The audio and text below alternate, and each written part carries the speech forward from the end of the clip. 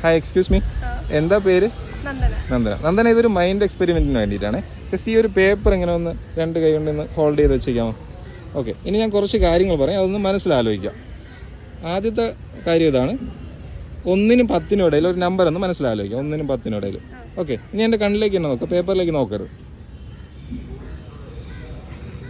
Okay, ആ number ഒന്ന് പറയാമോ? 8. ഇതിലേക്ക് നോക്കരുത് ഇപ്പോൾ. ഇനി അടുത്തൊരു ക്വസ്റ്റ്യൻ, 1-നും 50-നും ഇടയിൽ, 1-നും 50-നും ഇടയിൽ ഒരു നമ്പർ ഒന്ന് മനസ്സിലാലോചിക്കണം.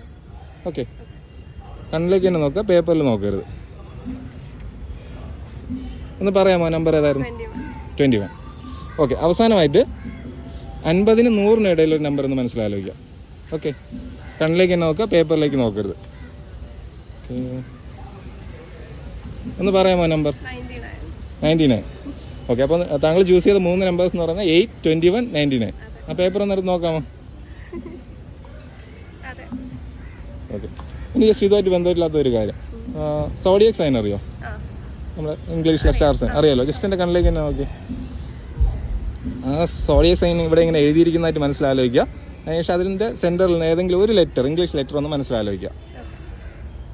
ഓക്കെ, നിങ്ങളെ കണ്ടിട്ട് ഒരു ലെറ്റർ ആദ്യം വിചാരിച്ചിട്ട് ചേഞ്ച് ചെയ്ത് വേറെ ഏതിലേക്ക് പോയതുപോലെ തോന്നുന്നു. ഇപ്പം മനസ്സിലുള്ളത് M ആണ്, ശരിയല്ലേ?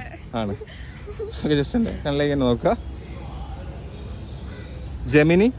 Okay, thank you. ഇത് ഇൻസ്റ്റാഗ്രാമിൽ പോസ്റ്റ് ചെയ്യുന്നതിൽ വിരോധമില്ലല്ലോ? Okay, thank you so much.